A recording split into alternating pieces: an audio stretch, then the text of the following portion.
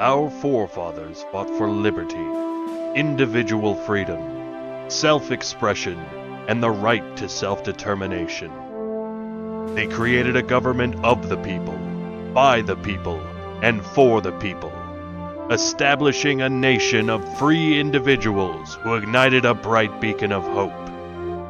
America's a land where any person, from any background, can succeed, so long as they endeavor forthright with determination in their heart. A melting pot, the greatest hits album of the human race. We gather here today to renew that sacred bond, that oath to freedom. Welcome to the Marketplace of Ideas.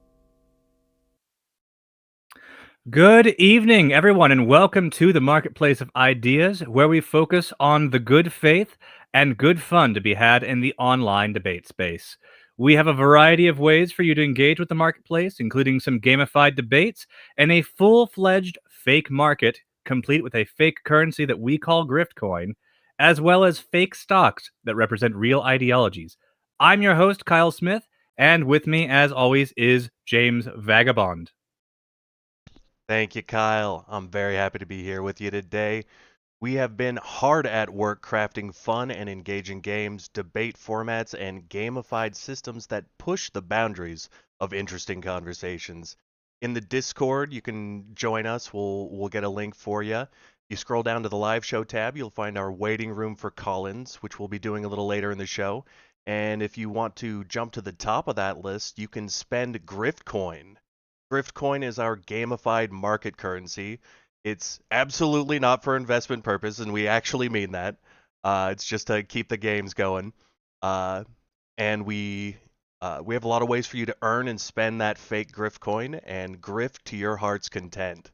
You can invest in our marketplace app where different ideologies are listed and people buy those stocks in different ideologies. They'll raise in value and you can cash out on that. You can also use that to challenge other community members in debates in the ideological warfare category of our channel. Also, when you call into the show, whether you've wagered Griftcoin or not to get on the show, you will be rewarded Griftcoin based off how much we and our illustrious guests enjoyed your call. So if they don't like your call, they can award you no points and send you packing. Or if they really enjoyed your perspective and how you handled yourself, then they can award you Griftcoin. Up to, say, 1,000 Griftcoin per caller if they're really amazing. You know, now that we've introduced our basic concepts here, let's get into our interview with our incredible guest, Dylan Burns. Just an incredible talent. Someone who I've been bragging to my friends and family that is someone who really lives up to his values. He had a great show, one that is actually a spiritual. It helped us come to create what we're trying to do here today, and he built a debate space of blood sports politics that many of us have incredible memories of. A lot of great entertaining moments that we're hoping to recapture and rebuild here, and then tell me how true this is. Some people in your community were saying you're not living up to your values. You're just cashing in on idiots yelling on the internet at each other. And the way I read it was you said, "Oh, bet." And you went to Ukraine and started doing independent journalism and bringing aid to the people of Ukraine. Is that accurate, or am I glazing you a little too hard? It wasn't I said it, you that didn't have to say it. motivated. By the way, I just want to point out at the start of this stream we had the American flag flying, and not at one point did either host stop the stream to say a prayer for Israel. And I do want that to be noted. I want that complaint to be formally filed. Well, It's written on my get those hand. groypers in here. They wouldn't like that. But it wasn't like it wasn't about like proving anything to anyone, right? Sure. It wasn't. I remember that I was motivated by trying to film people and trying to show the history and trying to get. At first, I thought I was getting a few interviews and I go back to what I was doing. But then the more I got closer to Ukraine, at first it was like, oh, I'll just interview some people in Warsaw. Well, Lublin's near the border, but it's not like in Ukraine. Well, Lviv is in Ukraine, but it's like near the border in Ukraine. Well, Kiev's like Kiev's Kiev, but Kiev's in the middle of the country. Like, oh yeah, it's the front line, but it's the least active front line, right? And it just kept kind of moving forward because it was dragging me in. You're ducking drones on the front lines, and I was motivated, I think, by trying to document history, trying to get that original record, trying to make sure that things that are denied cannot be denied if the proof for it is there. And that's why I've taken a lot of pride in the war crimes that we've documented and a lot of the stuff where there's dispute, because by having a camera on the ground, by having a journalist on the ground, we can make it not in dispute, and we can make sure that the first draft of history, which journalism is really, really good. I also got motivated just by trying to share people's stories. I saw how much people cared about the fact that somebody had traveled so far to just talk to them, and it really meant a lot to them. And I guess that meant more and more to me, and I got more into it. But it was never out of proving anything to anyone. I do this because I enjoy doing it. I streamed because I enjoyed streaming, and I thought it could be useful. And I'm doing the same thing with my war journalism. So your journalism and aid to Ukraine were not just to spite internet edgelords calling you out? No, I mean, there are internet edgelords that call me out, but it's not like they were ever going to give me credit. No matter what, it was going to be I started streaming when I was 18, right? When some people saw the pivot from streaming to war journalism, and they tried to find something inauthentic about it, or tried to find something there must be something wrong here. Who would do that? But I mean, I started streaming when I was 18. Was I going to be doing hippy dippy for the rest of my life? Was I going to be 75 years old saying "Cage match" and we have Vosh's Tombstone versus? It would be pathetic Destiny's if you tried Tombstone. to create Only an way it's gonna online happen. debate show at 37 years old. That would be very pathetic if you tried to. Well, I'm not saying it's pathetic. All I'm saying is that I knew that I didn't want to just do that for the rest of my life, and I thought I could do other stuff that was of interest to me. And at 21, I started doing the war journalism. I've been doing war journalism now longer than I was ever doing any other type of streaming. Wow. So that's true, I'm more of a war journalist than I am a debate host, really. Yeah. But it's just that people really, really liked Hippy Dippy. Yeah. We put butts in seats. Yes, absolutely. Yeah. I'm a newcomer to this online debate space, and James was quick to educate me about the Hippy Dippy show and the ground that it paved for the cesspool that we have now. So I guess we have you to thank for that. A lot of people say I don't know if this is true. A lot of people say, but I've been accused by. I remember there's a Scottish guy, 27 something. I forget what his name is. But there's this. I'm sorry, that's really disrespectful. Some Scottish dude, 27, some whatever the fuck. Who gives a fuck? But I don't mean to be disrespectful. But I remember I used to be super not super chill, but chill enough with this guy. I would raid them, they'd raid me. I'd say how's it going or whatever. And then maybe I don't know 8 or 10 months or a year ago, I raid them randomly, and I didn't check what he said afterwards, so I rated him a month later, and then the comments was, why didn't you see what I said during the last stream? You ruined Twitch politics. It was literally accusing me of Hippy Dippy being the reason Twitch politics is the way it is. But it wasn't that I made Twitch politics the way it is. When I made Hippy Dippy, I saw people were debating stuff, but it was 8 lefties of different colors, an anarchist and a different type of anarchist, an Ancom and an Ann Prim versus a Marxist-Leninist versus a fucking social democrat versus the one token liberal. And I'm looking at this conversation, I'm this is not America. This does not represent a diverse set of values and beliefs and perspectives. This does not represent who currently has power in the United States or could soon be president again in the United States. I wanted to have 4 righties and 4 lefties. And that was the base start, that I wanted something that was more representative of America as a whole, or we're just going to appeal to the same group of radicals. As for the tone and tenor of those conversations, they match the tones and tenor of the conversations of the whole country. We have a reality TV star as our president. There's a lot of people who only know that as politics. That's crazy to think of, but the people who are coming into politics 18, 19, 20, this is all they know.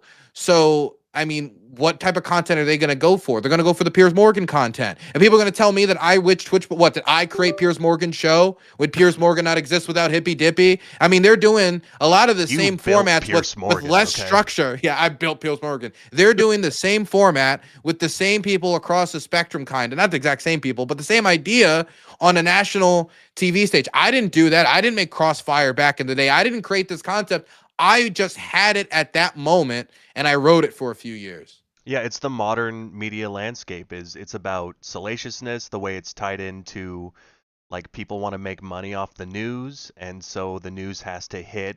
You know, there's a comedian that says, nobody ever did a news story about a drug deal that went just fine. You know, it's always about something doesn't make the news. It's the squeaky wheel gets the oil. You only hear about it if it's a problem, and now that we've got cameras everywhere and hundreds of millions of people and terrible things happening every day, you can write whatever narrative you want out of what you just capture off the internet, and what gets clicks is what stays alive and what proliferates. Yeah. So on the topic, oh sure, go ahead. No, go ahead. You've got limited time, right? Yeah, we I don't suppose have limited time. It's just whatever you want to stick around for. Mike. We're on planet Earth. We all have limited time. Yes, indeed. Very true. Yes, we are all slowly dying. With that said, before we move on, though, on the topic of moderating the Hippy Dippy podcast and espousing your own opinions, trying to make room for both of those roles, how were you able to build a space where conservatives felt they would get a fair shake while still feeling like you could be true to yourself and your own vision about the political landscape? I never let Hippy Dippy affect how I talked about issues. I was still left, right? If you were to listen to my show during the time I was doing Hippy Dippy, I was what you would consider left wing. I was a Bernie bro, maybe somebody could call it. But if you were to go and watch Hippy Dippy, you wouldn't see any political bias whatsoever from what I'm espousing, because the way other people do programs, some people like to inject themselves into the debate. I do not believe, and this is not shade at any other debate hosts, I'm just saying that their show is bad. Now, like, what I'm saying is that they should not inject themselves into the debate. That it should generally be, I'm not debating because I'm the impartial arbitrator. I am saying that you should have a conversation with him. He should have a conversation with you. I'm the person who guides it. If I start putting my opinions out there, you know what it feels like? It feels like, and this is being brutally mean and honest, but it feels like people who regularly would not have people listening to what they have to say, using this as an opportunity as the host to express their opinion. If I was to give my opinions during Hippy Dippy, I'd be getting my opinions out to 2 to 3 to 4 times more people than I would on a regular stream. I get the inclination to want to show yourself, but ultimately your job should be hosting and guiding the conversation, because whatever you say is going to be backed up by the power of the moderator. Who's going to interrupt you? Who's going to say, well, what about this X, Y, and Z? People are just waiting for the conversation to guide back to the people you're actually scheduled to go debate. Nobody came on the show to debate Piers Morgan. People came on the show to debate those on the show who were debating Piers Morgan. Now, I'm again, a lot of these shows are built around Piers Morgan's personality, so you'd imagine Piers Morgan has to be there. But if I want a pure debate show, I should be the host of the event. And I think that most people saw me as the host of Hippy Dippy, not Hippy Dippy's like contestant who's there, kind of the referee who comes in and drops an arm bar randomly. That's not how it's that makes no fucking sense. So that's why I was the host. I was the circus man with the staff like pointing towards the trapezes. I had to do that role. But if I started going out there and getting in a clown car or tiny tricycle, it's not going to make any sense. So I think that by saying this is my personal commentary before the show, this is my personal commentary after the show, during the show, you're here for these people. You're here because you think I can put on a good program. Nobody wants to go watch, really, the Saudis who are booking all these boxing matches, get in the ring and throw punches. I want to watch the boxers box. I mean, you say that, but that does sound like pretty compelling television. I want to watch a couple of rich people with soft hands get in the ring. I'll watch the Crown Prince take a punch in the face. I'll watch that. Absolutely. Yeah. No, at this point, yeah, for sure. Yeah, that's something that we've had to try and navigate ourselves. With the two of us, it made sense for one of us to take that neutral role. I guess that falls on me. And then James is, how would you describe your own bait I'll be the lefty bait when we have conservatives on. Really, yeah. Sure. If a right winger calls in and they're too much in agreement and they need someone to yell at, I'll be there for them. You know. um. Well, yeah, but we've also talked about how we kind of want to evolve the amount of moderation um, by inserting games and interesting ways to do it. Do you have any advice for us on how we can walk that line where I guess you'd have to understand some of the games we have? Um, well, some of them are pretty easier to call. It doesn't require a ton of moderation. Like we've got the Bad Faith Blitz or Straw Man Showdown, where two opponents attempt to show the superiority of their argument with a mini debate where each contestant argues in favor of a maximized straw man. So like we're giving room for you to be intentionally bad faith, but while still somewhat resembling them.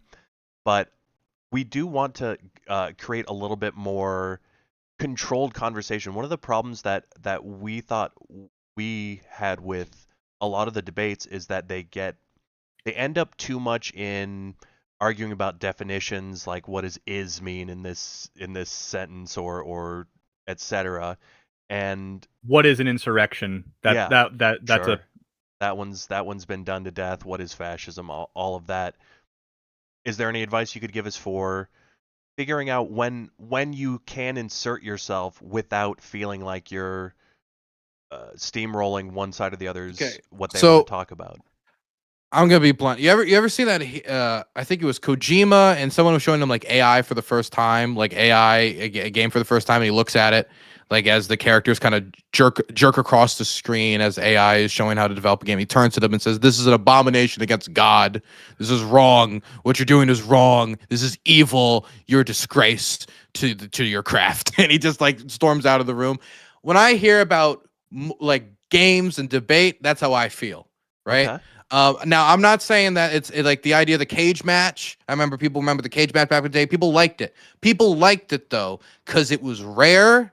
It was not common. It was like controlled chaos in a way where you knew it was coming. And when it happened, in some ways, it was even outside my control. You pushed me out of the way, and Destiny and actual Jake went at it. And that debate is still, I still get talked in person. People come up to me and like, "Oh my God, I love that." So it would have to be, if you were to do games, it would have to be very rare, siloed, controlled, and it'd have to be in a way that is really going to drag in the audience. It can't be too convoluted, right? It can't be, and it has to be like in short enough bursts that allows the contestants to kind of go ham. You don't want to be jumping in the whole time and saying that's not a fair straw man, that's not a fair this, that's a fair that. So if you are going to do games, it should be games where you basically get to take a step back and let the chaos ensue, and everybody can kind of watch them go at it. So that's why I like the cage match.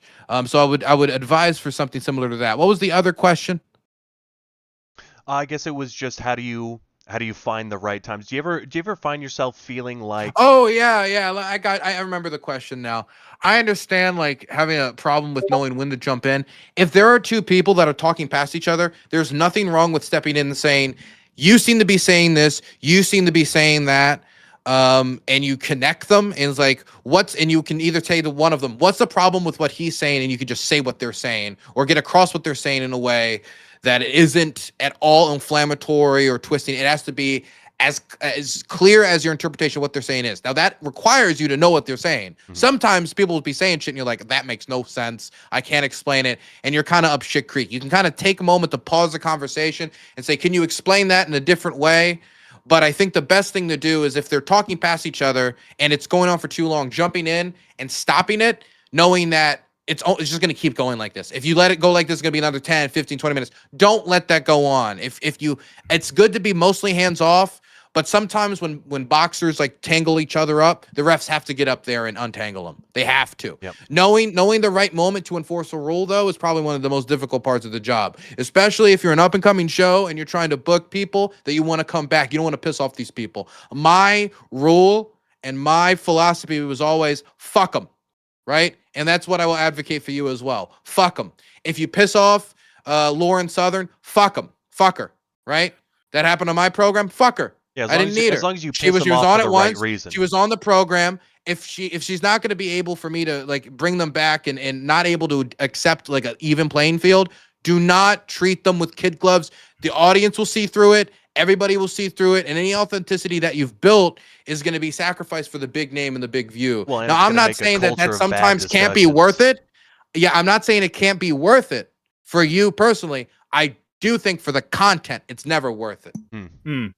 Yeah, that's been a conversation we've been having behind the scenes. Like, what lines are we willing to draw in the sand versus what are we willing to let slide for the sake of building an audience? But there is something to be said for building the audience that we actually want. So I think the culture that's, we want, more importantly. Yeah, definitely. Well, Yeah.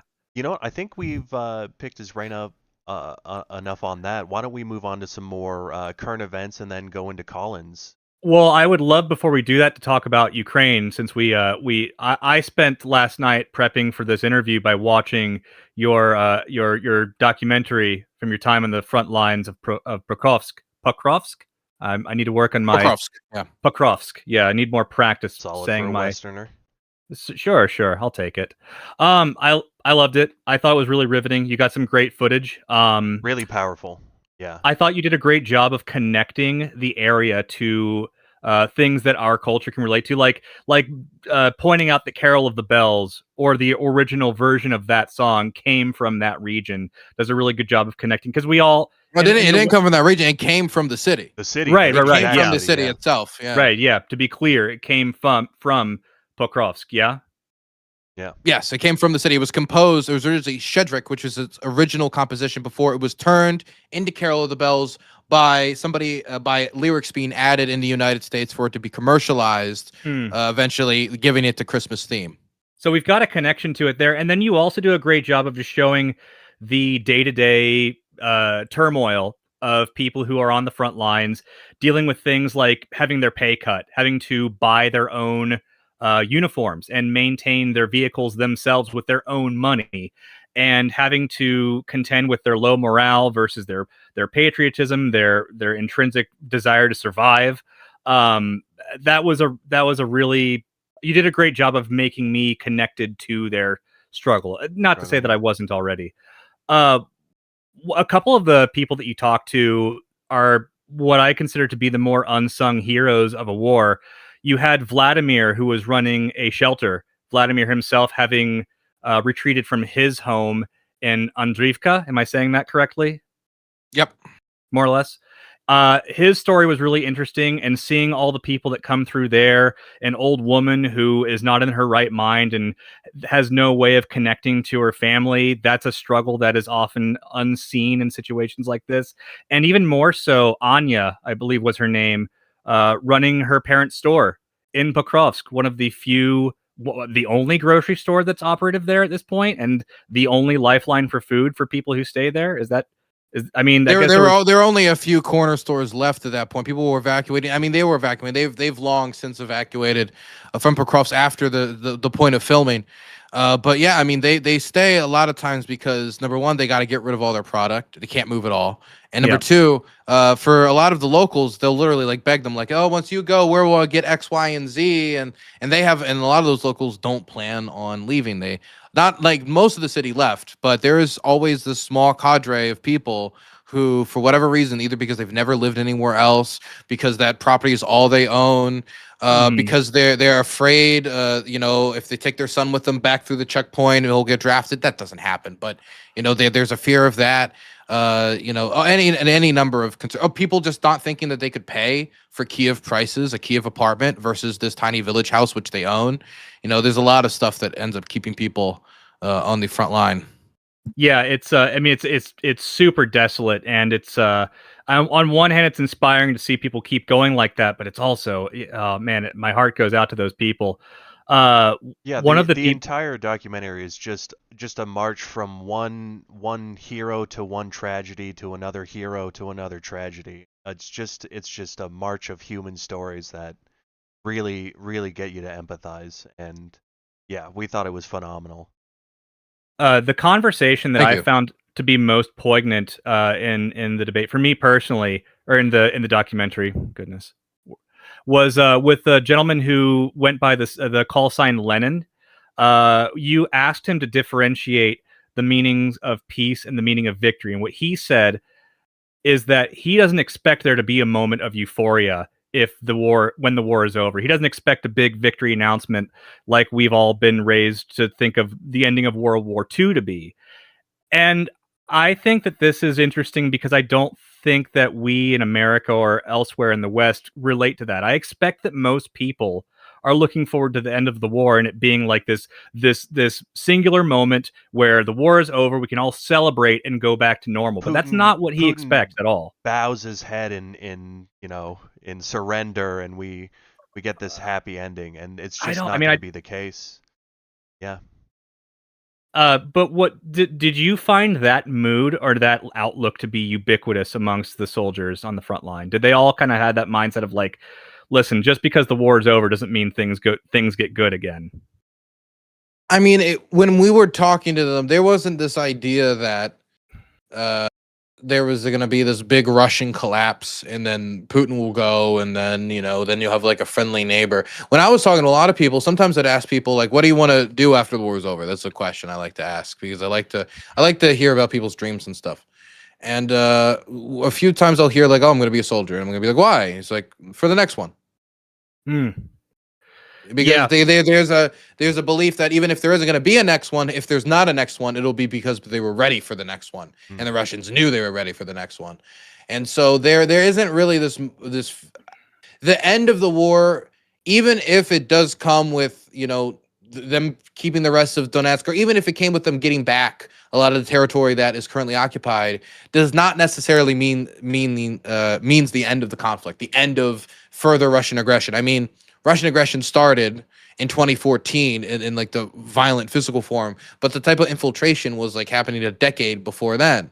And so there's a good chance that even if we do get like a ceasefire in the next year, that is going to be a type of kind of Cold War style scenario where agents are constantly engaging in sabotage. There's constant propaganda operations. Every single election is influenced in a major way where they're either trying to go directly after the ballots, trying to influence the vote, spreading tons of disinformation, trying to foster corruption schemes, trying to infiltrate the church with spies, which they've done a ton of, try to use the church to smuggle weapons, which has been discovered multiple times, recruit suicide bombers on Telegram like they've done with men, women, and children. The type of war doesn't necessarily the end of the war doesn't even necessarily mean peace. Right. Because what type of peace is there under occupation if you're still hearing about your neighbors back home having the churches shut down or disappearing, Yeah, the sense of resignation was very prevalent amongst a lot of people in the documentary, as was a sort of dry gallows humor, which I think is that a pretty salient characteristic of Ukrainian people in general, is having that sort of, like, a lot of the soldiers were making jokes about their situation, which their situation sucked, but they were still kind of laughing at it in a way. I want to be clear. None of them have resigned themselves to defeat. A lot of them accept the situation as it is. Right. And so they're realizing that, look, either the war is going to drag out for years longer for the Russians to tire themselves out, or there'll be some deal where the line will probably be where it is and no one will be really all that happy. And we're going to have to figure out about either getting that land back in the decades to come or trying to stop the Russians from taking more land. A lot of people just kind of look at it as what is like the scale of possibilities before us. And they don't look at it very romantically. As for the dry gallows humor, very dark humor, very dry humor. They love to fuck with people, very, very much. Did they fuck with you a lot when you were hanging out with the various soldiers? And I mean, sometimes it would depend. I remember the right sector guys were really, really edgy, but that wasn't surprising.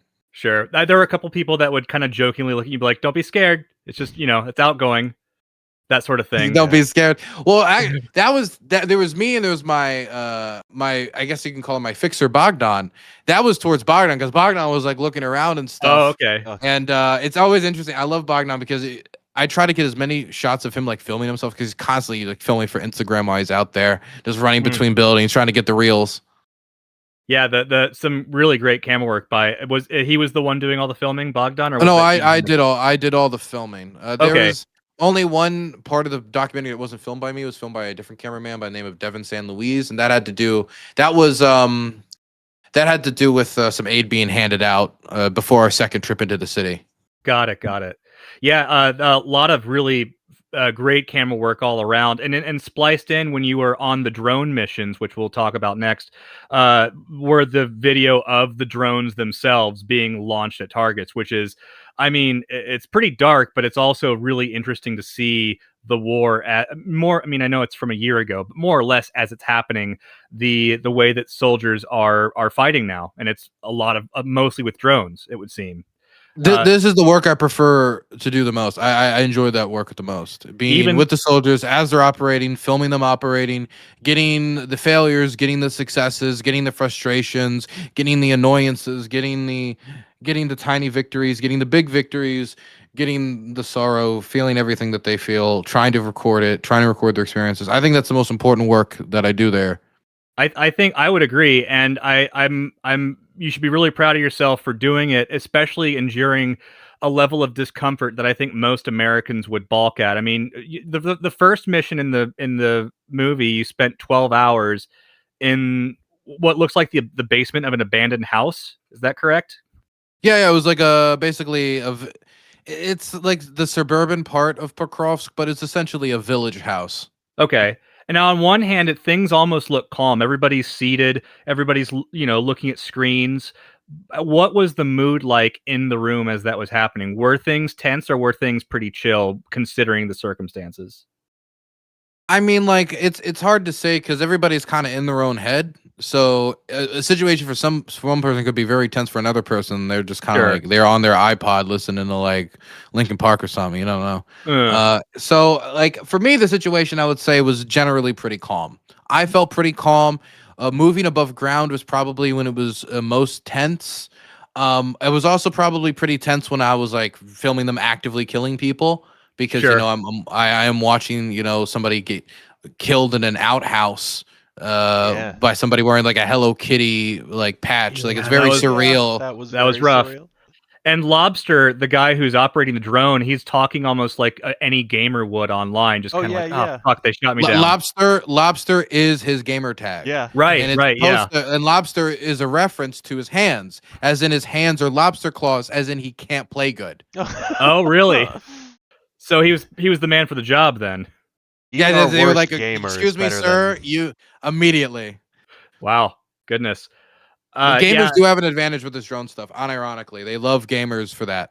Well, right. James, noted, we're gonna avoid the front lines with our gaming skills. I'm looking forward to that. Let me be clear. If you're a drone pilot, you are on the front. Oh, you are on the front. Yeah. Well, the range on those things does not games. seem long. Right? Yeah. It depends on where you are, but I mean, like, me. if you're within 12 kilometers, 12, 15 kilometers of the front line, the drones can get you. Of course, like, if you're 3 to 4 kilometers, there's more drones looking for you. You're in, like, mortar range, but a lot of the drone teams I was working with, they're, like, 4 or 5 kilometers from the enemy. Yeah, I mean that, like you alluded to it a few moments ago, but the most tense moment of the movie is definitely when you're actively dodging FPV drones on the ground in the second drone mission. Were there ever any close calls where you felt like that could have been it? I think a lot of times the most dangerous part of the job is getting in and out of the city. Always getting in and out. Because you have to basically ride on a big vehicle that it's really hard to like obscure. Like you could do it at nighttime. That helps.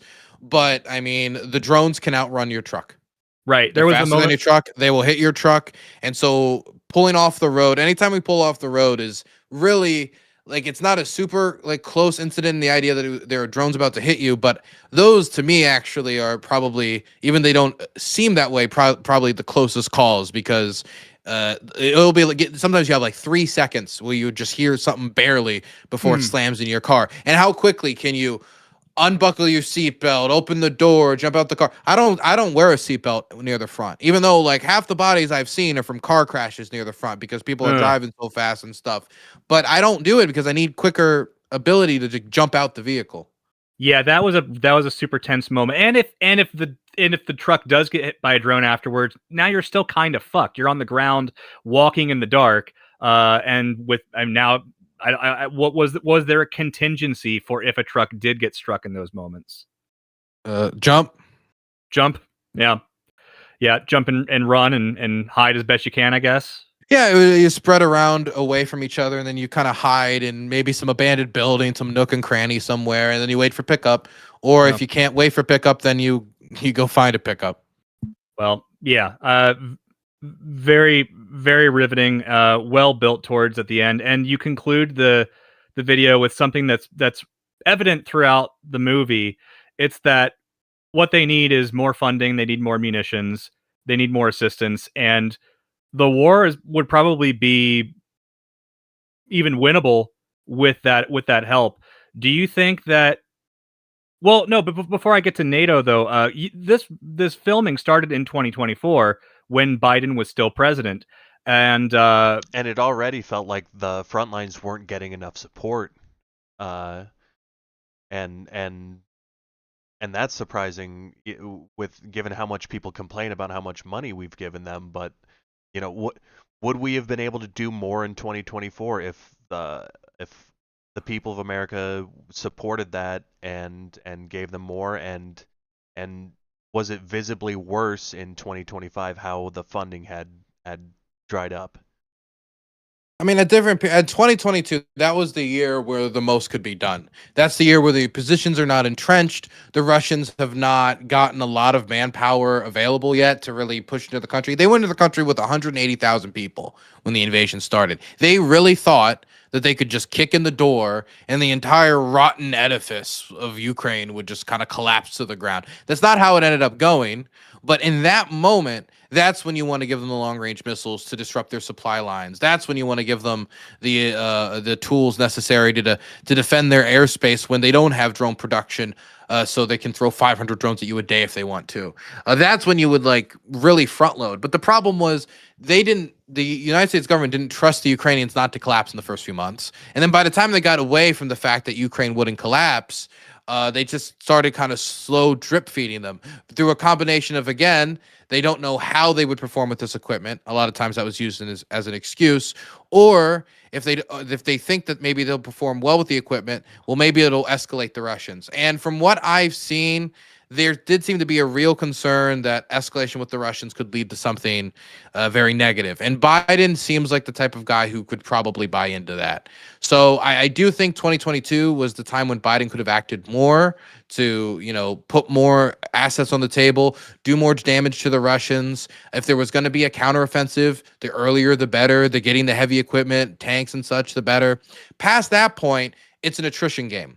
Past 2022, going into 2023, everything past that's an attrition game. So you want to give Ukraine all the tools necessary to attrit the Russians at maximum capacity while losing the least amount of men. That means giving them the munitions necessary to stop the advancing forces and giving them the protection through armored vehicles and otherwise, so that when their troops move around and they get hit by an FPV, they walk away. Yeah, and facing an enemy like Russia who does apparently have the munitions to outnumber what the Ukrainians are armed with, and apparently an increasing lack of regard for their own well-being. That was another consistent theme that kept coming up throughout the documentary, is that it used to be that the Russians would retreat and try and maintain their numbers, and now they just keep marching forward, even if they're down to 1-2 men in the group. So it's do you expect that things are going to drag out more, or do you think that we're going to be looking at a less than satisfying conclusion in the next coming years? I mean, I don't see the war ending in the immediate term. I'd like to think that the war would end soon. I'd like to think that the negotiations could go somewhere, but I don't see the Ukrainians agreeing to any deal where they're giving up defensible positions without a fight.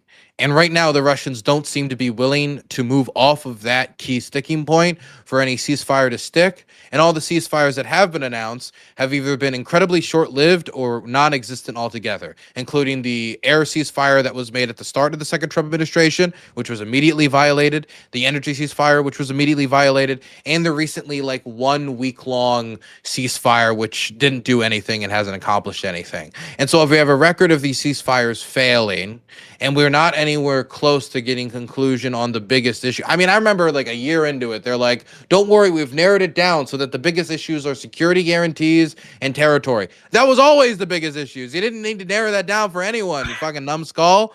But like listening to them like talk about like victories in Ukraine negotiations, like we have opened the door, we have sat down, we will start talking in 6 months. It's like these are not victories. These are all things that you should have done within 48 hours of you becoming president-elect. It's pretty embarrassing. I don't expect that Democrats taking the midterm would be a giant needle mover for this for the war effort. Do you expect that I'm correct about that, or it could be something? It depends on what Democrats do. I talked to the vice chair of the Democratic Party about this, and I confronted them directly about it. And I said, look, Republicans, when they were talking about Ukraine aid back in 23 and 24, they were saying it was such a financial burden to the country. It was such a problem that we were going to send $24 billion in aid. Europeans have surpassed us both in military aid and in financial aid. Financial aid by a rate of 3 times, military aid by a rate of 1 to 2 times, right? So I think that, yeah, we contributed a sizable portion. I think we could have contributed much, much more. And I think that people kind of blow up the numbers that we sent over there. Trump says 350 billion. It was 150 billion. He has to more than double like the numbers in order to make it look That's how you usually like it was a real threat to America's bottom dollar. And a lot of that too was coming out of our backstock of munitions, wasn't it? Like oftentimes we were representing the amount of weaponry we were sending there in dollars, but in reality we're just those offloading. Arms had not depreciated and were no, not it was always, yeah. I mean, at some point we would send them like Vietnam era troop carriers, and we'd be listing them on the like off of their original manufacturing price. Like, what the fuck? Giving them that makes my grandfather. My grandfather. I had to bury my grandfather like at the start of last year. It's not. Nobody could tell me that 70-year-old man, his equipment he used when he was a teenager, an underage soldier, literally an underage soldier in Vietnam, is of the same quality it was when it was manufactured, of the same value, and that's how you get to these crazy ass plus numbers. Inflation. They added inflation. Even though most of the numbers that Trump throws out, they're just made up. Yeah. To be clear, if you were to look at the people who try, what they do is they look at that old equipment and they treat it as if it just came off the manufacturing line and it isn't rusted where the welds are. Well, the fact that you think that there might be a reason to be optimistic if the Democrats do well in the midterms is encouraging, and I also think it serves as a nice. Oh, sure. Let me finish my story about the vice chair. Yeah, absolutely. I tell her that's what they did. They blocked the aid back in 2024. Why can't Democrats do something similar with any of Trump's initiatives? Say, we're not going to let any of this pass until there's an aid package. There's no peace in Ukraine. It hasn't worked. It's been 2 years of failed diplomacy. We have to do something. This is one of the 7 wars that you've solved. Yes. No, it's the one he keeps off the list. Oh, okay. It's the one he keeps off the list. This is the one thing he's honest about. But, okay. Yeah, but I think Democrats could, if they have the House, they could leverage it. They absolutely could. That means they would have to behave as Republicans have. Hey, if you're willing to do it with the redistricting, why wouldn't you be willing to do it on the largest invasion ground war in Europe since World War II? If there is an issue that is of import that you need to actually like hold them up over, it is something like this. And now it's getting close enough with the midterms only 8 months away that this is a real possibility that the war could be going into 2027. If it does, at that point, the Russians should be thinking, you know what, if we drag this out any longer, we're going to get some Democrat-fueled aid packages where Trump doesn't really have much of a choice. Maybe we should take a deal now. Honestly, that's like the closest thing I could think to Democratic action on Ukraine aid, unless they can convince enough of the people across the aisle to cross the aisle for them, but they won't. Yeah, if only we had some sort of like supreme negotiator, like a businessman president that could somebody good at making deals. Yeah, that make sort some of thing. deals on this one. Maybe somebody who wrote like the book about it. Yeah, or had a school about it. That would also be useful. My understanding is let's get that guy. He sounds good. Sure. He sounds good. Absolutely.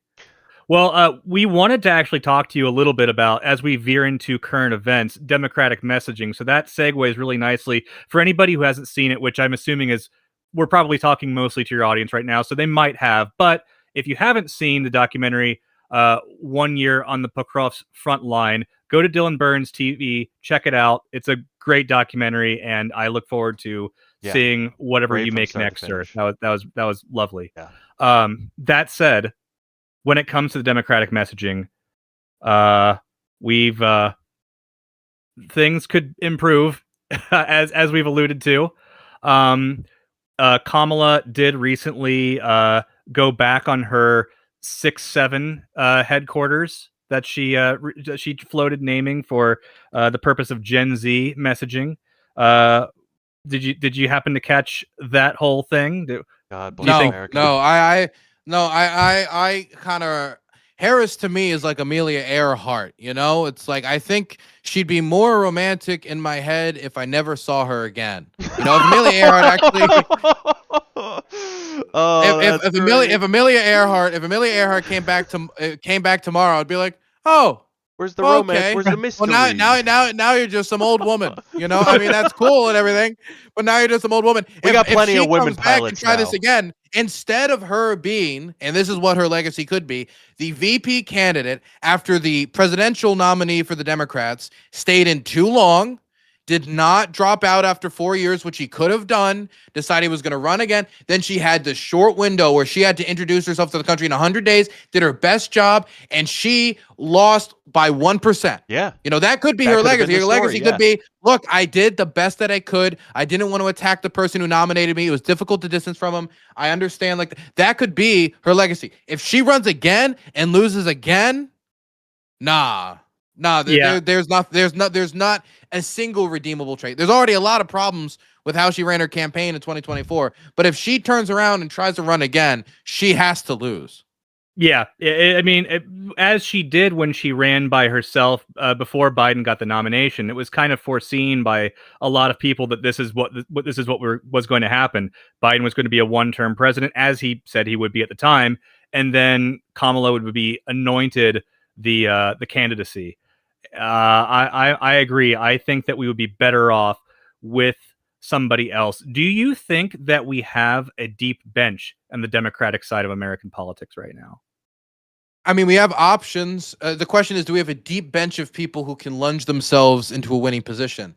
Like, there are people from like Kentucky and like Democrats who could like advertise themselves to a large swath of voters and rural voters that we typically would not advertise ourselves to.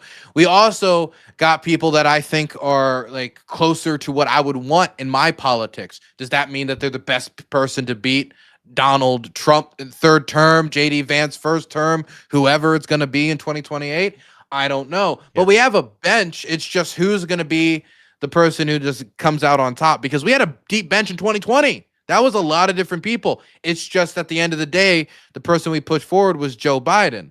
So it's a question of like, we could have a deep bench, but if Gavin Newsom's going to win, then it's going to be Gavin Newsom. So it's a question of whether these people can build up political capital. For example, Mark Kelly is a winnable candidate. He is an astronaut veteran who was directly targeted by the last administration, whose wife was shot in the head, like in a political assassination. Like, this is somebody who, just like describing those traits alone, an astronaut, veteran, sounds like a winner. like all these things. This sounds like a winner. And he's from a swing state of all things. Like, that to me is deep bench. He's also disagrees with me on some like progressive issues, but I would consider that a deep bench. If the question is, do we have a deep bench? Do we have people who can win? But It's just a question ready of for the moment? Number one, will those people be the one who win the primary? Number two, if they do win the election, will we have another 4 years of normalcy and then a return to a JD Vance or a Ron DeSantis or God, a Stephen Miller, or who knows, right? Or will it be somebody who is able to actually reframe the national conversation away from Trumpism and towards a more positive, affirmative vision? Because we didn't have much of that in 2024. Yeah, I mean, around this time last election cycle, we all thought that DeSantis was going to be the Republican nominee. And now in a similar position, it seems as though everyone's expecting Newsom to take it. On that note, though, of him communicating like Trump does and the idea of getting a Democrat in who can move away from Trump messaging, do you think that his current messaging strategy is going to hold him back in that regard? The bombastic social media stuff. Yeah. No, I think right now it helps. I think right now it helps him get attention. I think right now it gets his name recognition out there. I think that with certain voters, if he tries to take that bombastic nature and he tries to turn it inward during a primary. By the way, I'm getting some reverb from James a little bit. But if they take that bombastic nature and he just throws it at somebody randomly, tries to look like like for example, like somebody's coming up on him on the polls, so he just decides to unleash and act that way. Being the Democratic Trump is funny for a moment until people think, oh shit, you're the Democratic Yeah, it can't Trump, be one-dimensional. There's got to be more of a there. He needs to develop a better, fuller message for the American people before that. That can be his side strategy, the candy that he gets people in the door with, and then he has to have substantial policies and plans and a message. Yeah. By the way, while we're talking about this, anybody who wants to jump into our call-in Yeah, waiting room, should be we will be open up the taking call about call-ins that. later. So jump into our Discord server. Do we have a link to the server for people to click on? Here, I can pop one over to Dylan. Beautiful. Yeah, we would love to hear from you, your opinions about democratic messaging or any other current events that you might want to discuss. Yeah, we were going to dip a little bit more into discussing like immigration and citizen rights, but I think we've eaten up plenty of time already, so maybe we'll just start opening up the call-ins and see what develops. Oh, muted for a sec. I was talking to my own chat. Oh yeah. Okay. I was telling them to dox you all. Oh, excellent. Yes, please. Yeah, I'll have my social security number ready That's for anybody actually who why needs I'm it. wearing these sunglasses and hat, is just because in the world today, you got to be careful. I don't usually look this cool if this passes for cool. Okay, You look like what a J6er would look like during his trial, his first trial before the judge. I imagine, like if they said put on a suit, J6er, and this is imagine the get up. They would zoom into. I think this would be the Zoom call. We mostly not with this in the background though. Come on now, this is not J6. Maybe I don't know, man. I don't know. You never know. There's some crazy J6ers. My actually, yeah, there's a lot of that going on in there. Anyways, my strategy for not getting doxxed: fake mustache. Couldn't tell, could you? Incredible. Well, I use an alias actually. Oh, there you go. Yeah. His real name Dylan is Burns Dylan TV. Burns. Yeah. Who's gonna put that together with your real name? Yeah. Nobody's thought about like removing the 2 letters yet, so Yeah. I think I'm good. Mr. TV. While we're waiting on people to jump in here, getting back to democratic messaging, do you think that Gavin Newsom is currently the most effective at messaging right now on the Democrats, or is there anybody who you think is better overall? Who is, who said Epstein class recently? Who was the guy who said Epstein class and it really hit hard? I'm trying to remember his name, but I can't remember for the life of me. But when I heard him say Epstein class, oh, you know what? I know I campaigned for him. Jon Ossoff. I campaigned for Jon Ossoff in Georgia. I went down there. I knocked doors for him to get him in there. He got in there, him and Raphael Warnock. I like the pair of them, definitely in comparison to who was the alternative. Oh, you didn't want Herschel Walker in there? He can't even play football. Jon Ossoff could help us win Georgia. Jon Ossoff has good rhetoric. Jon Ossoff is a nice young face for an old party. At least when it comes to leadership. He knows what he's doing start to finish. Yeah, he's great on policy specifics. He knows his way. He's good media trained. I don't know if I call him media trained, but he's good in front of a camera. He's pretty. I mean, like he's got a lot. And so I think I'm not saying that he should be the candidate, but I think Jon Ossoff listening to that speech, that was delivered quite well. There's also a candidate. It's the person who's running against Jasmine Crockett in the Democratic primary. James Tallarico, yeah. Tallarico has good rhetoric too. He knows how to speak to a wide audience, at least a national audience, right? Not to me, but to the national consciousness. Yeah, right, I was surprised. I was gonna say, jump in the Discord, guys, if you want to talk about ICE, immigration, the issue of Ukraine, anything you want to talk about. If you've ever wanted to talk to Dylan Burns, as I have, then get in our Discord and say hi. And win some Grift coin. You can win some Grift coin if you're interesting or fun or just a nice guy. We'll give you Grift coin. I was really surprised to see Tallarico running against Crockett. I mean, on one hand, that's what we want. Democrats complained about not having a primary in the last presidential election. I've seen some people express some concern that they're going at each other. Do you think this is a good thing or a bad thing that we've got Tallarico and Crockett running against each other? Two pretty strong candidates that have been making a lot of headway in terms of getting their messaging out there on social media. Jasmine Crockett should not be the nominee. I don't think she'll win. I don't think the way that she engages in politics is going to win in that district. I think it wins in her district. Yep. I appreciate that she's supportive of Ukraine. I appreciate having strong voices that are willing to push back in these silly committee hearings really well. She's good at rallying the base. But when we're trying to win an area that has real red that you need to actually win over, the other dude just has a better message for that. I think he has a better chance of victory, and I think he'll poll better. So I think that we should go for the person who has a better chance of winning. I don't think it's likely that Democrats win the seat, period. But the only way that we're going to win the seat is if we go for somebody like him who could speak to the people you need to win over. And with the margins we're seeing in some of these special elections, we should be treating this like an actually winnable race. And if we lose with Jasmine Crockett as the nominee by 2 points, we're going to be thinking the whole time what could have been.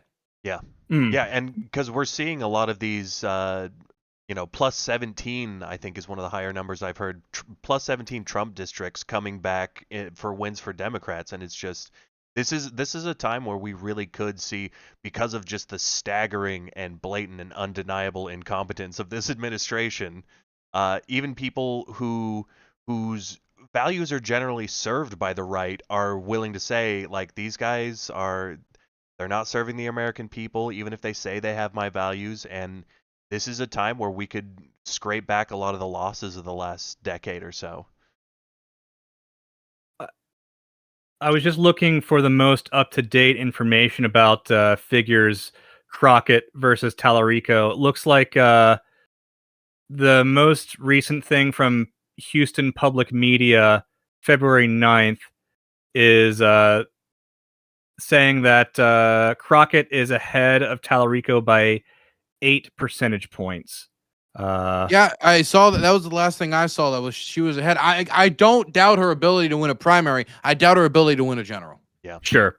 Yeah, she's too polarizing. I mean, I don't want to make it too simple, but there's just so much bigotry. She's got in 20 years. Yeah, and that's what we would have said 20 years ago. There's limitless disappointment for the. Well, that's why they would have said maybe and not in 20 years. Yeah, true. Yeah, if they were smart. it would. Do we have any callers, Kyle? All right, I suspect you'll let us know. We don't currently have anybody in the waiting room. Maybe people are having difficulty. Is there anything in Dylan's chat? Are people having difficulty with the link? I don't know. I think that none of them might want to debate me. That might be it. They're like, we agree. That's why we watch. Any questions, guys? This is we're trying to build a debate space here, but we're just getting off the ground. So we don't have a scheduled debate. If you have any just basic questions, if you wanna just come on and just discuss your ideology and thoughts on the Democratic Party or anything that's going on in current events, this is I mean, come on, guys. I won't bite hard. James, I'm getting reports that people are not seeing our YouTube stream when they look for it. Have you been not streaming the whole entire time? That would be very embarrassing. That would be very embarrassing. A show that's gone otherwise fairly well, certainly in comparison to our first one. We've got, it'd be very funny. A total lack of technical issues, except for the fact that we haven't been streaming. It says it's streaming. It says it's streaming. We're a professional show, Dylan. Thank you so much for coming on. As you can see, we've really got our ducks in order here in the marketplace of ideas. Brother. Oh, brother. Well, let's. I'll be docking your Griftcoin holdings, James, for that one. It says it's streaming. Well, I want to be brought back to my trailer immediately. On my OBS, it says we're streaming. God bless America. Oh boy. Well, you know what? Hopefully, we'll be able to just cut it from Dylan's stream. This is. We're doing it live. We're doing it.